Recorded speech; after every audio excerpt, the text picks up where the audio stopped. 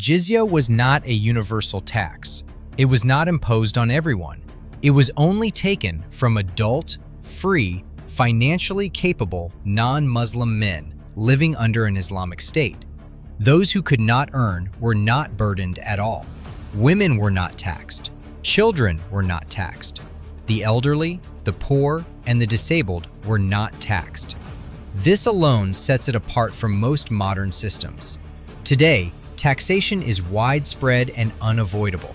People pay income tax, sales tax, property tax, and often even taxes on basic necessities.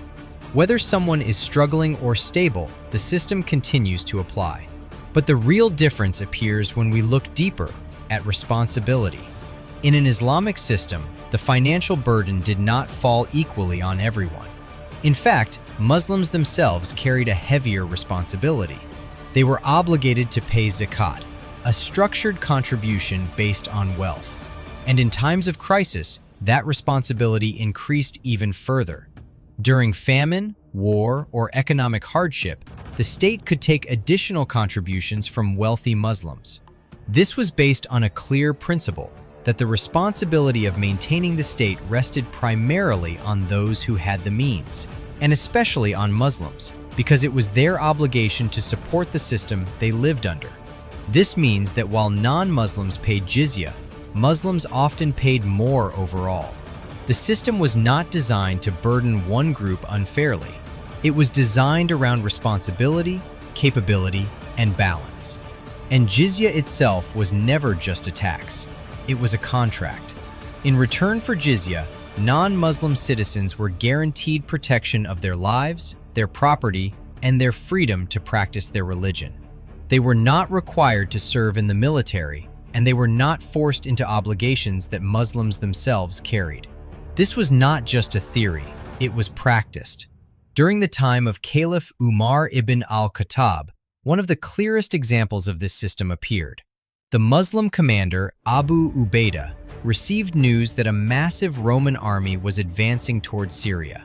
He understood the situation.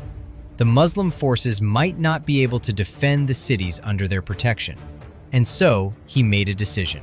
He ordered that the jizya collected from the local Christian population be returned, because that money had been taken in exchange for protection, and if protection could not be guaranteed, then it could not be kept.